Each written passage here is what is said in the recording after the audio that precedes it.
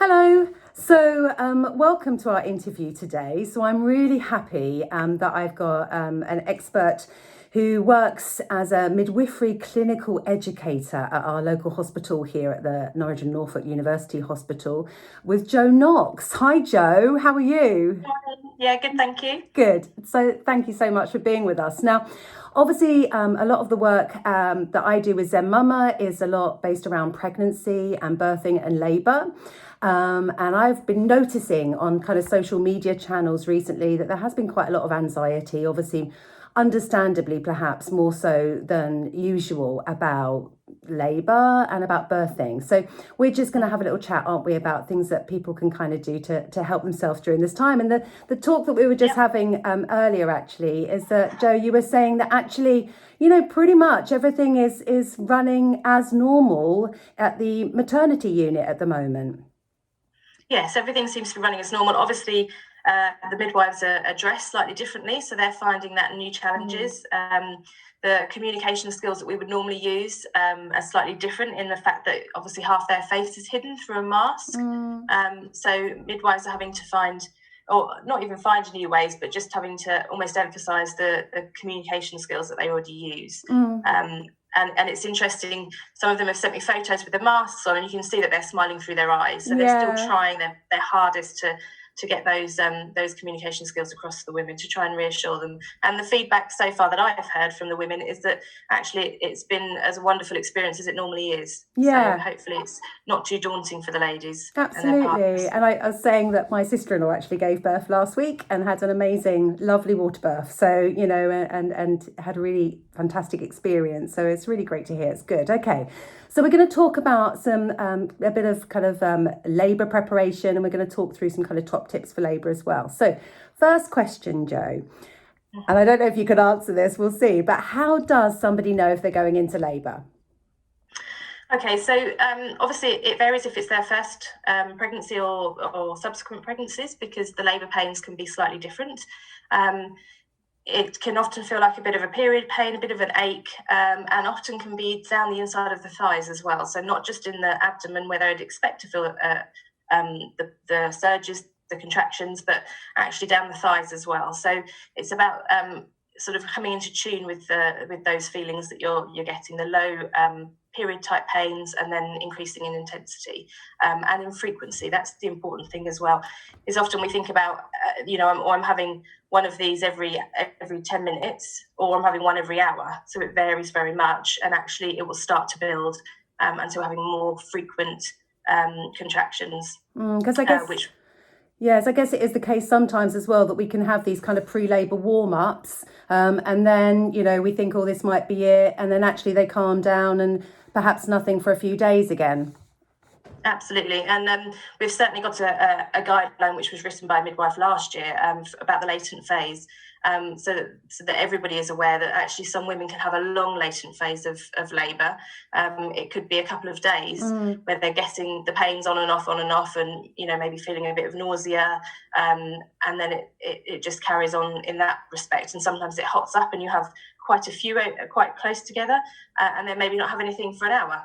So I think it's really important that we need to understand about things like the latent phase, but also for women to always feel that the midwives are on the end of the phone all of the time. So if you're unsure, you ring up and you can speak to somebody, and they can talk through what's going on, what you're experiencing, and whether or not we think it's the beginning of labour or not quite establishing yet. That's really reassuring, Jo. Yeah, thank you. Because it is quite hard, isn't it, particularly first time around, to know what it is. Fantastic. Thank you. Any clues or ideas on when people maybe should make that kind of trip to the hospital? Do they call first, or when should people arrive? Yeah, absolutely, ring first, because as I say, that sometimes your perception of what's going on is slightly different from what we expect as midwives, as experienced and clinicians. So what's also important, and sometimes it feels very odd, is that maybe your partner rings up and wants to talk to the midwife, but actually we will ask to speak to the lady if she can manage it, because we can learn an awful lot over the phone just from talking to a woman, listening to how she's coping with the contraction, whether she can talk through it, whether or not, how long it lasts. All those kind of things are things we can pick up through just talking to somebody over the phone. So I want you to feel reassured that if we actually say to your partner, actually, can I talk to your wife, your partner? It's not because we don't believe them, it's because we can learn so much from talking to the lady on the phone. Yeah, that's really useful to know, definitely. Okay, what about bringing things to the hospital? Now, in a lot of the kind of birth preparation work that I do, I guess that we do use lots of props, in terms of birthing balls.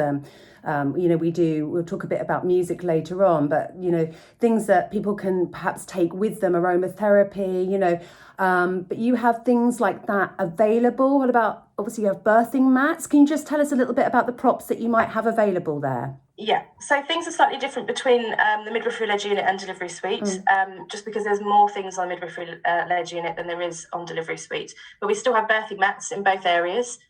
So if women want to be on the floor, that's absolutely fine. We've got birthing mats available.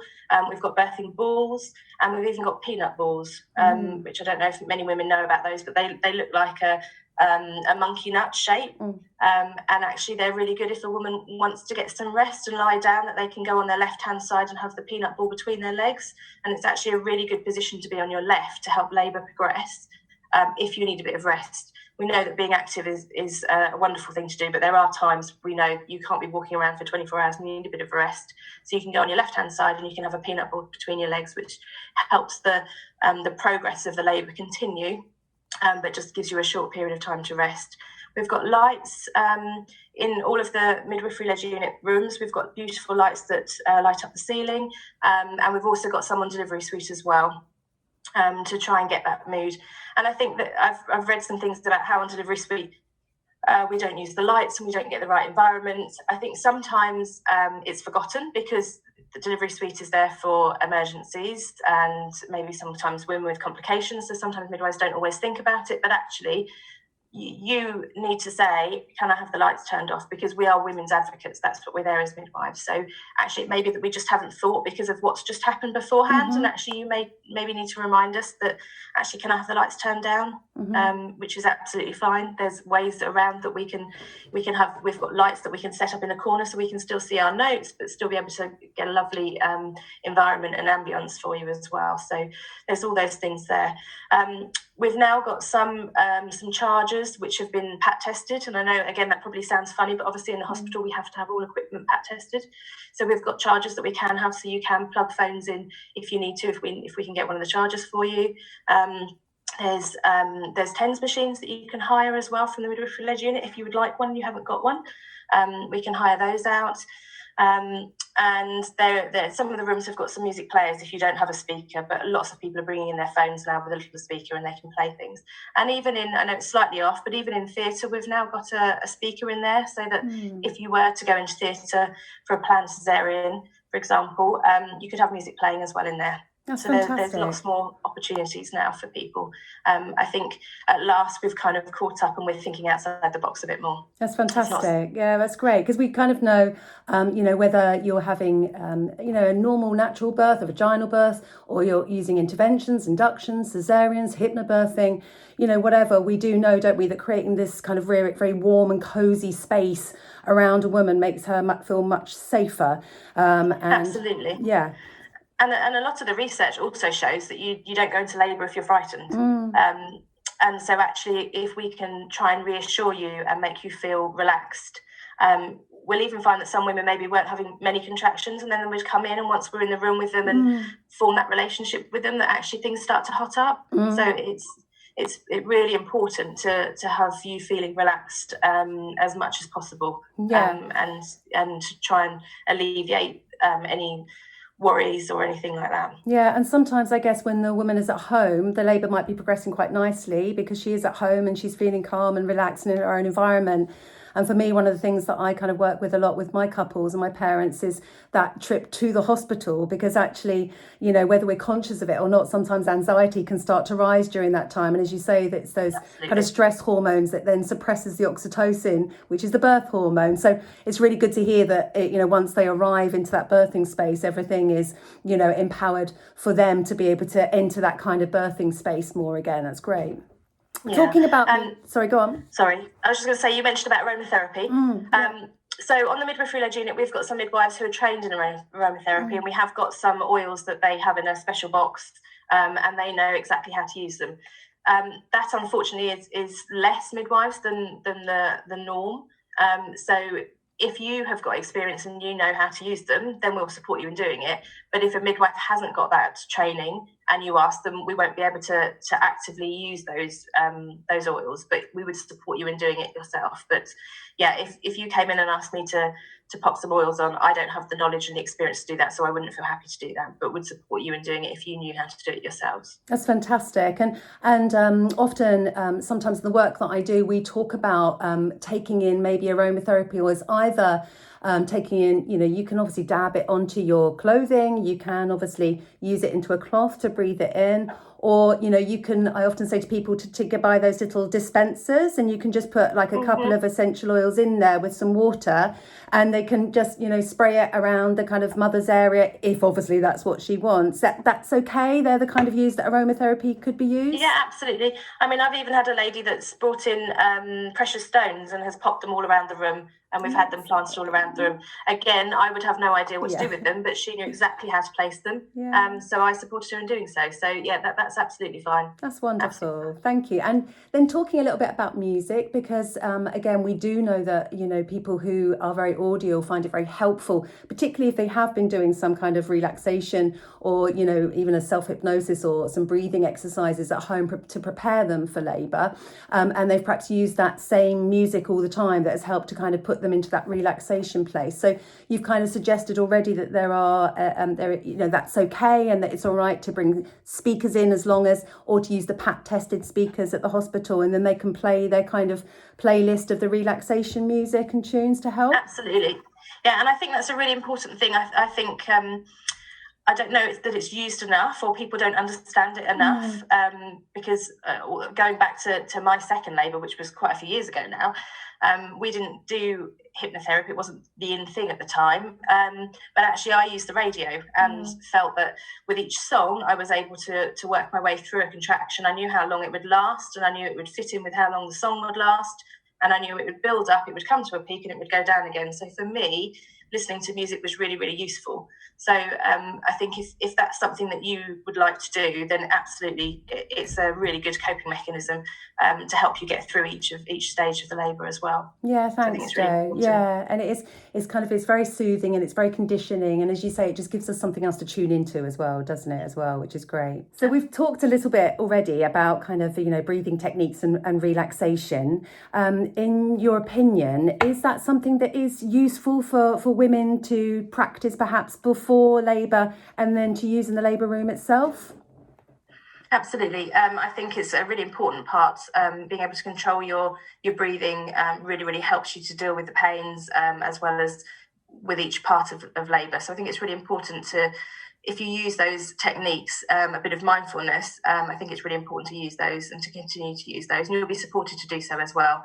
I think the old times of how we used to get women to blow babies out is very, very different now. And actually, it's really important we have far more control of our bodies if we use really good breathing techniques. So I think it's a really important thing to do. Thanks. And also, I guess that leads us on to active birth as well. And I guess, I guess it really is listening and tuning into each individual's bodies as to how they want to move. But is active birth kind of, are women able, and is it a good idea if they feel that that's what their body wants to be doing? Yeah, absolutely. And I think particularly on midwifery-led unit, everybody kind of knows that that's what women do. They come on, they can move around, they can go in and out of the birth pool. And I think women are often a little bit scared if they've got to go to the delivery suite. But actually, we're the same midwives. We're trained in the same way. And we know the importance of being active. I think sometimes what happens is that the women, if they've maybe had quite a long latent phase, like we talked about, they can be quite exhausted by the time they get to the delivery suite, and sometimes feel that they want to rest, which is great. Let them rest. But also then it's really important to try and get women to move and to try and encourage them to be as active as they want to be. So, yeah, I think it's almost like an old myth now that that women come in and we say you're staying on your back and you're not moving and everything else. It doesn't work like that anymore. Even the monitors, if we've got a clinical reason that we would like to monitor the baby, there are ways of moving around. So a lot of them are now wireless, so you can move around. And even the ones with the wires, to be honest, are quite long. So we've worked out ways of doing it. If we've got to use induction agents, such as the drip, we have it on a wheelie pole so we can move it around. So there are lots of things to do. So yes, absolutely, being as active as possible. And even if you do decide to stay on the bed, but actually go around onto your knees, and you'll often hear us midwives saying, you've been on your back for a while, can we try and change positions? I know you're tired, but let's just try and move you around, because it's the best thing for both of you. So I think that's almost an old wives' tale now, that maybe midwives don't like you to be active.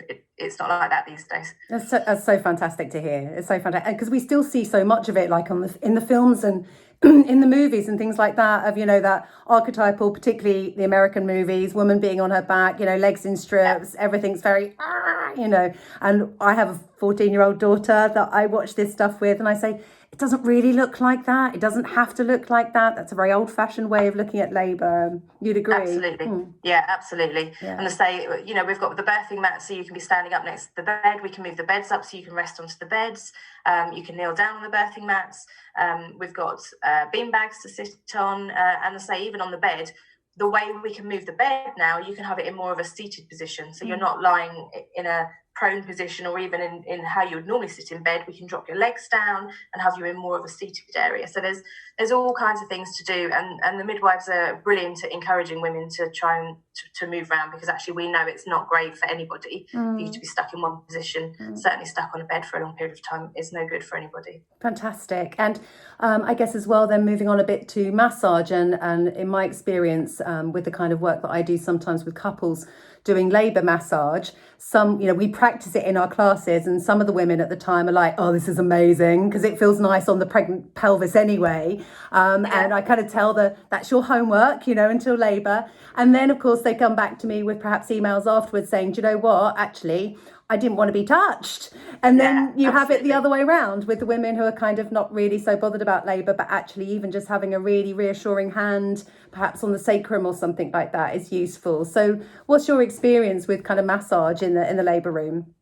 Yeah, absolutely. And as you say, sometimes the women don't think that they want it, but actually, if you can find the right place on their sacrum and rub for them, it's incredible. And actually, we've had women where I've then said to the partners, right, pop your hand here and do it like this. And the woman's turned around and said, he doesn't do it right. He doesn't do it right. You know how to do it properly. So it's about working together in those situations. But yeah, it can be really important. But as you say, other women, when they're in labour, do not want to be touched at all.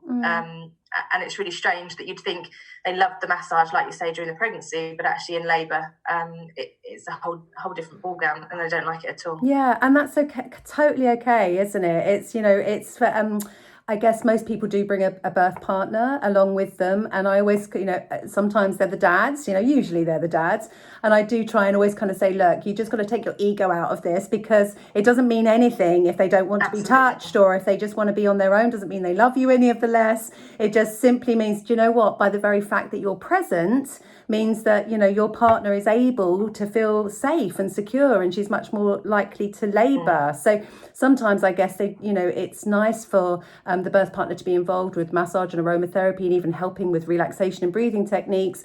But actually other times just them being present and not doing anything can be helpful. What would you say?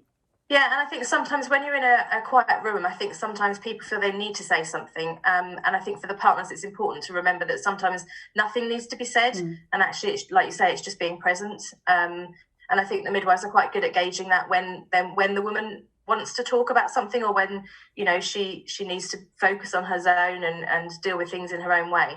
But yeah, absolutely. I think sometimes the partners take offence by what's being said to them from the women. And actually they need to remember, like you say, that don't take offence by it. It's a completely different experience that the woman's going through. If it's her first time, her body may, has never done this before. So it's a huge thing to go through, a huge journey. And as the midwife, we try and encourage the partners to be as involved as possible.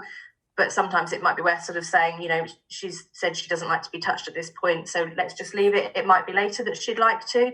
So yeah, there's all different things that we encourage the partners to do to feel involved, because I think it's very difficult for the partners to see the person that they love most in the world in that kind of pain and not knowing how to help. So it's really important to support the partners in the same way. And the only shame that we've got at the moment with the whole situation with the COVID-19 is normally we would say you could have two partners to support each other as well. But at the moment, we're saying at the hospital just have the one, because we wanted as few people coming in and out of the hospital as possible. So unfortunately, the situation we're in at the moment is just one birthing partner, which is going to be difficult for some people, I think. Yeah, and I think, if you can just do any kind of research or guidance together as a couple, of reading up about how you can support each other. And I think exactly that, kind of, understanding that there definitely are things that the birth partner can do to help. But sometimes the best thing that the birth partner can do is just be present and be quiet and really allow the woman the space to labour the way that she kind of needs to, because it's a very kind of inward experience, isn't it, labouring? Absolutely.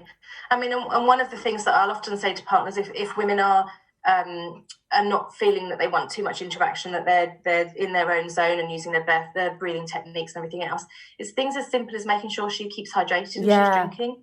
And so I'll always say to the partner where you can go and fill up the water, because although it seems like a little thing to do, actually it's really important that she's got fresh water the whole time.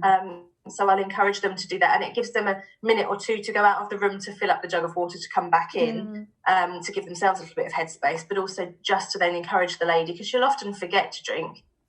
So just those little things are huge. To keep encouraging her to have sips of water is a massive thing to do. Absolutely. And things like, managing the music, and the aromatherapy, maybe if you're using that kind of thing as well. But yeah, just being present and being that kind of stable person in the room is often enough as well, isn't it? Even if it's just quietness and patience. Yeah, thank you. So I guess the last couple of questions I have is, in your experience, and you have lots, I would just kind of say, if there was, one line of advice for kind of labouring couples or labouring women, what would it be, Jo? What would you say?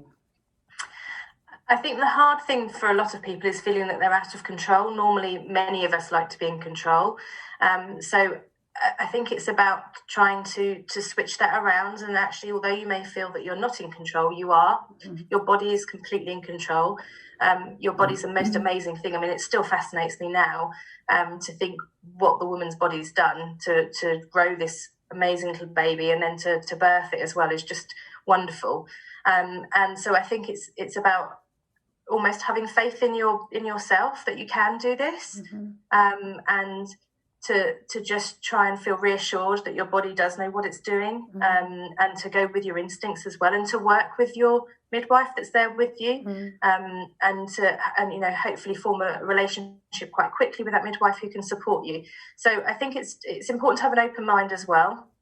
I think it's wonderful to have ideas of a birth plan and what you would like to have in your ideal, but I think it's also important to realise that your body's never done this before, and you've never done this before, so things that you may expect to happen may not happen in quite the same way, and it's taken out of your hands, and to not beat yourself up about that, but to just kind of go with it with an open mind as to what things you would like, but actually I'm open to suggestions as to other things that may help. Does that make sense? It does, totally does. And I often say to women, because the kind of, sometimes the women that come to my kind of classes for, birthing preparation or self-hypnosis or hypnobirthing, that kind of thing, often women are, we have, usually have careers these days, and we're kind of used to planning, and we're used to being in control of lots of different things, particularly if you have a family in a house as well, that kind of thing. We're used to that.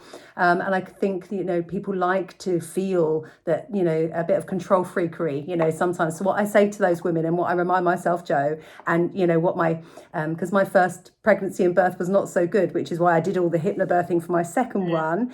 And what my first baby, my Megan, totally taught me is to be so in control, I learn how to totally let go.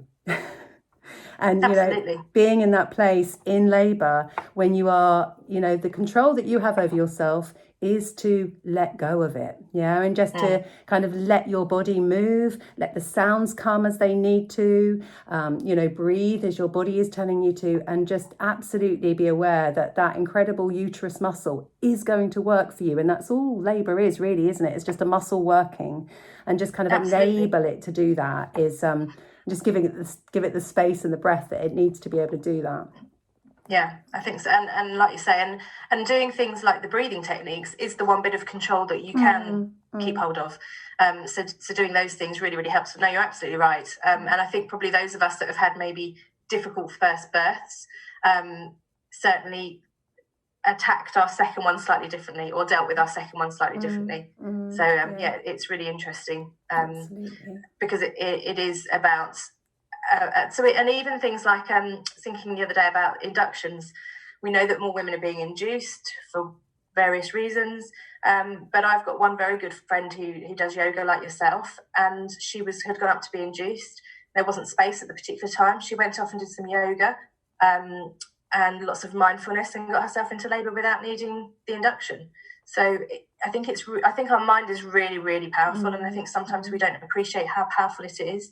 So, like you say, being able to let go of that control and almost let your mind work with your body to go through this process is the strongest thing that we've got. Thanks, Jo. Amazing. So beautifully said. Thank you so much. I mean, I'm really happy that you're definitely the midwifery clinical educator of our region. And, you're amazing. And we first met, I think it was 3 or 4 years ago now, when actually we'd had a lot of responses through back from the birthing women that I work with that had mentioned your name more than once on, what an amazing birth experience that they had. And I think maybe just to leave it there, it might be quite a nice thing that, birthing is a challenge. It's not a walk in the park generally, it is a bit of an athletic push through because we're working with muscles in the same way. But, birth really, really can be an amazing experience and can be very beautiful and a very together thing, as well. And I'm sure that you see those kinds of experiences a lot. Yeah, absolutely. And I think with all the challenges we're having at the moment, I think it's important to remember that the midwives are almost going that step further to be able to ensure that, because they appreciate that the women are quite rightly quite scared about what's going on and what's changed in the hospital, and there's people wearing masks and all those bits and pieces. And I think it's important to remember that the midwives are almost going even further than they would have done before, which seems odd because I kind of feel that we give ourselves as it is, but I just feel that they're really special at the moment. The midwives are just taking those concerns away from the women and really supporting them in another level that they've maybe not had to do so much before. So does that make sense? Yeah, does that sound totally. a bit odd? No, it totally makes sense. And one of the things I'll definitely take away from this is what you said about that connection through the eyes. It's forming those connections in different ways, which is what we're doing now, right? Normally we'd do this kind of thing face to face and person to person, but we're doing it in a slightly different way. And I can definitely still feel this connection. And when I'm teaching my classes online, I still feel that connection. And I'm sure when you do your training with your student midwives, you'll continue to feel that connection. So it's different ways of channeling it, isn't it? And kind of working with it. And it's just lovely to hear that, the women that are still having hands-on help, obviously up at the hospital in the same way they would, are still getting hands-on help, and also are getting support from, maybe the other ways that we give emotional support, like the eyes and ways like that too. It just might be that the hand holding has got a glove in between. It's just a glove. It's just a glove. I think if you can see past that, then you're still getting the experience that you deserve to get, because that's what it ultimately is. We're here as women's advocates, and I am very passionate about being a midwife, and I think it's really important that women understand that that's what our role is to support the women. And so regardless of this awful thing that's going on across the world, we're still there to do what we absolutely love doing and what the women deserve to get. Jo, you have totally moved me. Thank you so much. It's been so lovely. Thank you so much. I actually, feel very, very moved. It's just a lovely interview. Thank you so much. It will be really helpful. And obviously from all of us and myself who do sit at my dining table. I'm pleased to see you've maybe got a bit of a day off today that you've given to us. But obviously, thank you so much for everything. You know, you're just going beyond everything at the moment. So, you know, thanks to all of the midwives and obviously all of the NHS workers and all the carers that are still in there and birthing babies. I mean, it obviously means more than you know. So thank you so much. All right. Thanks, Jackie. All right, take care. See you soon, Jo. Thank you. Bye-bye.